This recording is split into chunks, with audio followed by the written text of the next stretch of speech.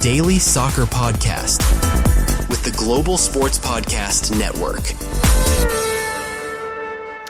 Hello everyone, welcome back to the Daily Manchester United. It's game day, whether you like it or not. We are going into this one with bated breath, really, aren't we? We are at home against Sunderland in a match where we haven't faced Sunderland since, I believe, the 2016-17 season. Someone can and will correct me if I'm wrong. In a match and a squad that contained on the Sunderland side Jermaine Defoe. Luckily, we don't have to worry about him anymore. What we do have to worry about is the entire side of Sunderland, who have managed to, in this part of the game, managed to pick up 11 points from their 6 games so far this season and currently sit in 6th place. United, on the other hand, have 7 points from the first 6 games of the season and currently lie in 14th place. What does that mean? Well, you'd think it would be a must-win, wouldn't you? You'd think it'll have to be a win to get us into double digits for the season. But it's not really going to be that easy, is it? Let's jump into this and try and decide once and for all how it's all going to play out. Sunderland then, well, Isidore is going to be one to watch. I mean, in fairness, yes, he is. He's got the potential to change the game. I think Ruffs as well in goal. He's been phenomenal, hasn't he? Ruben Ruffs? He's been great. A 22-year-old from the Netherlands he's been phenomenal. He really has.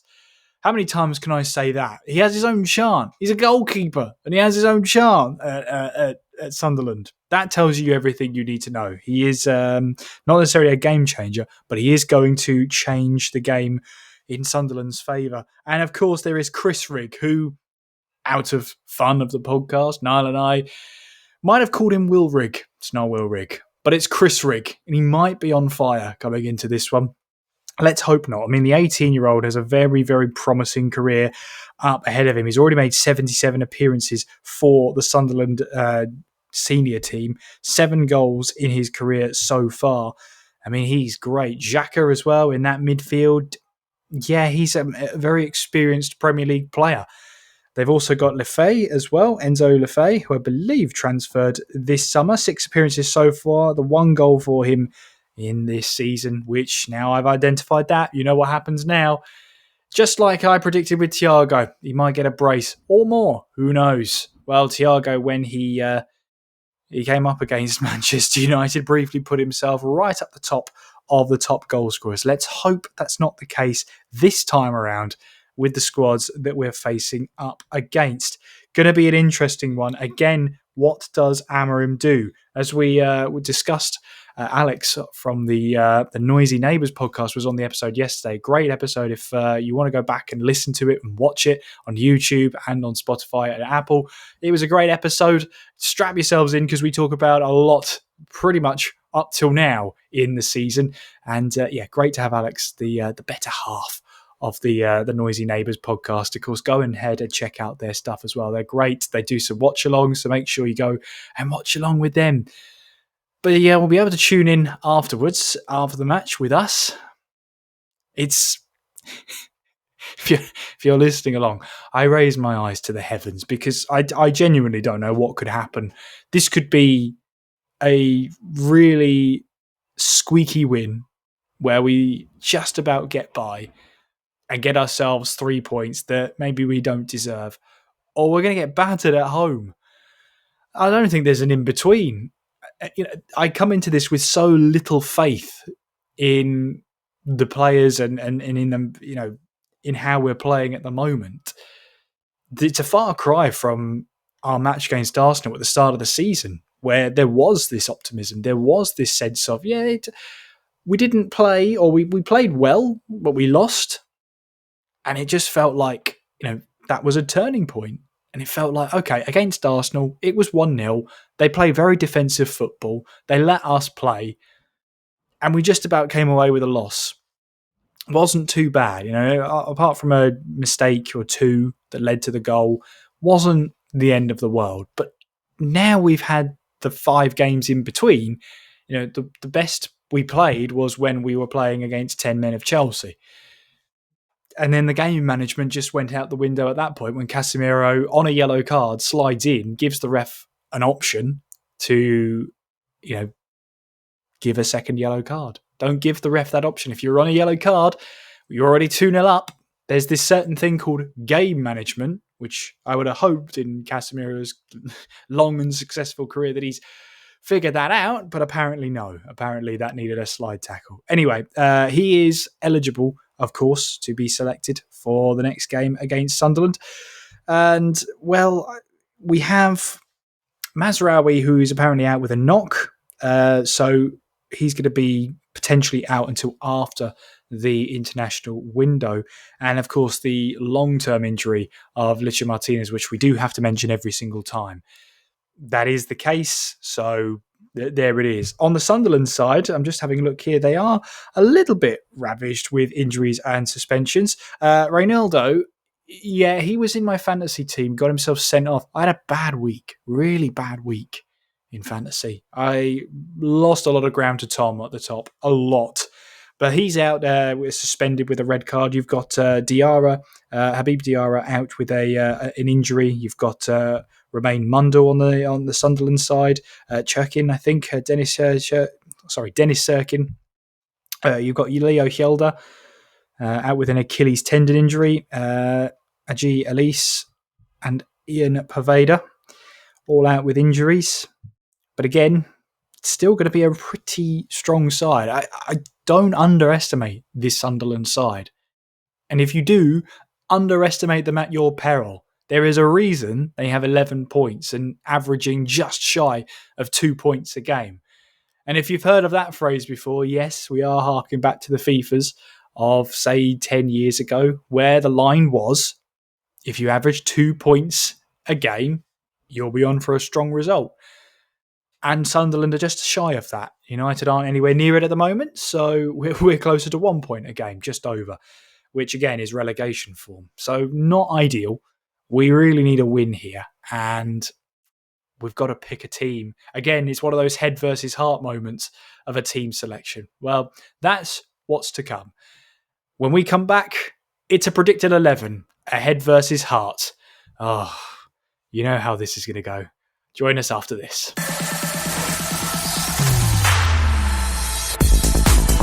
Your daily soccer podcast with the Global Sports Podcast Network. Your body is unique, and Global Sports Podcast Network has partnered with Bionique, the world's most personalised supplements. Bionique provide 100% tailor-made supplements designed to deliver precisely what your body needs at exactly the right levels to optimise your health. No guessing. So click the link in the show notes. Use the code GSPN2025 for 40% off your first month's subscription. Bionique. Don't settle for off-the-shelf solutions made for just anybody. Get what's right for you right now.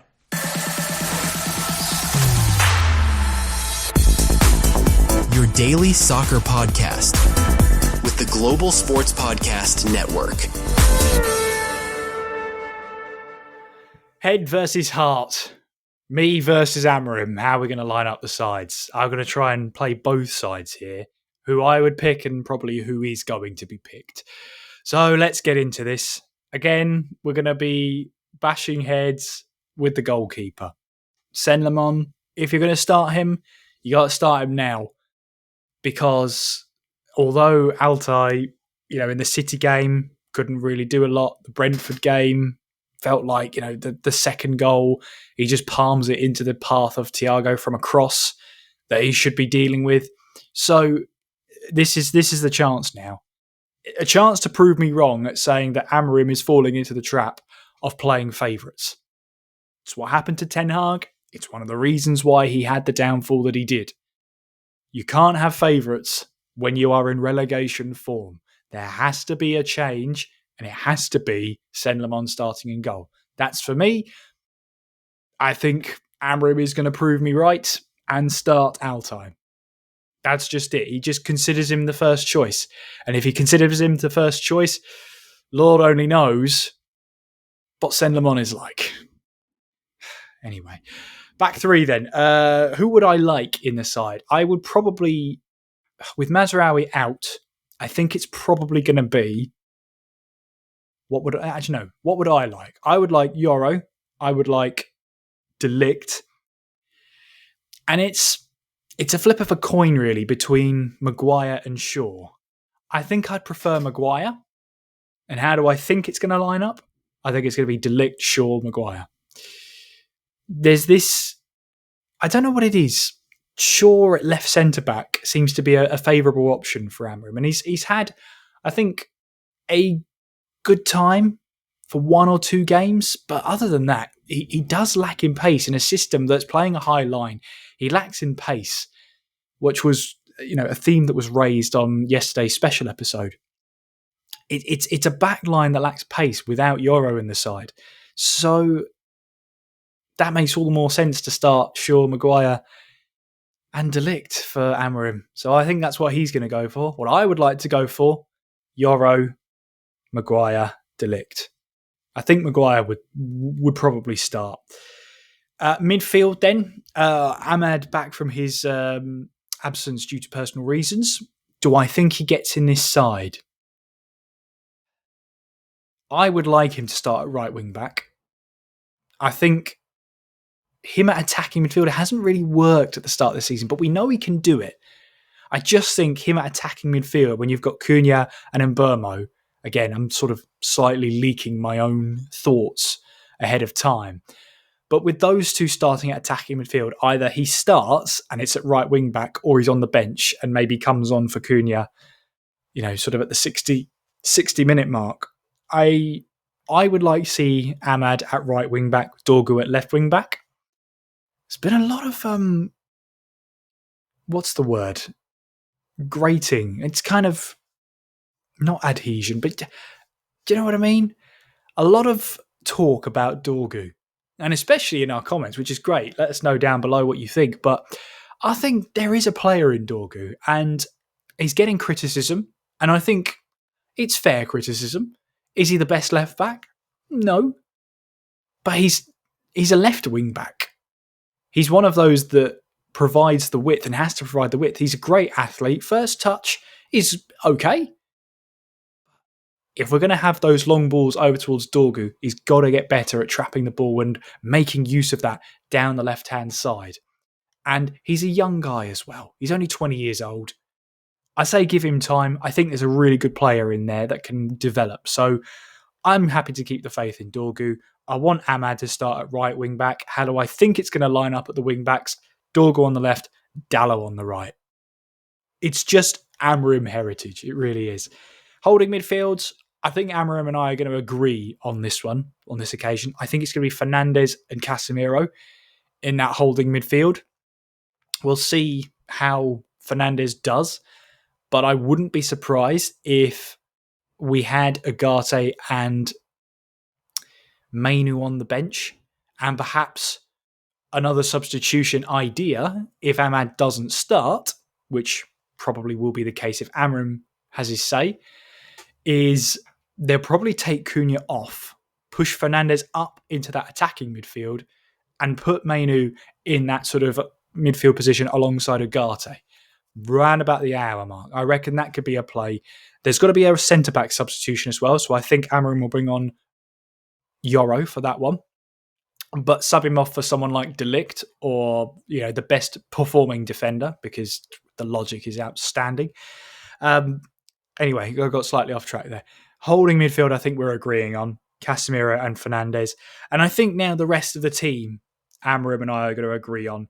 And Mbeumo and Cunha, those attacking midfield spots, makes the most sense. They've been two of our better players throughout this season. And then you've got Sesko up top, looking to add to his one goal so far in the Premier League. Yay. So that's the head versus heart predictions there. A little bit of, head-to-head, a little bit of rivalry between myself and Amorim. Let us know, though, down below in the comments, wherever you're listening or watching this one, who do you want in the starting 11? Perhaps there's someone in there that you think, no, not a chance. Here's who I think. Let us know down below. We'd love to hear your thoughts. We'd love to chat with you about it as well. Get your thoughts in.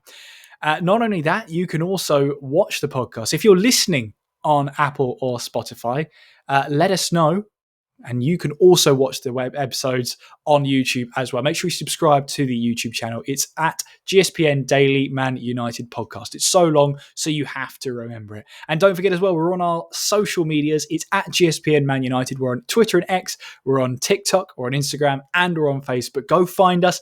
Go leave us some comments. Start a conversation. We'd love to have a chat with you, including your score predictions. Manchester United versus Sunderland. I'm going to go 2-2. I think it's going to be a hectic game. I think this is two sides that, are itching to get some wins there. Sunderland have only lost one of their previous 5, so they're not in, they're in pretty good form. The same can't be said for Manchester United, who have only won 2 of their last 5, the other 3 being losses.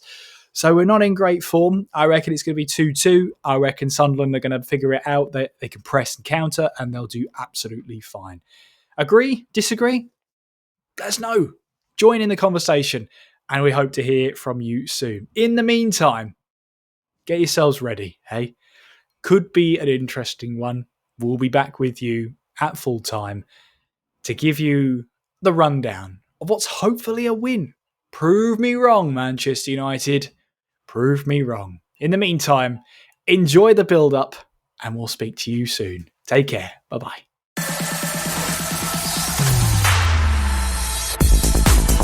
Your daily soccer podcast with the Global Sports Podcast Network.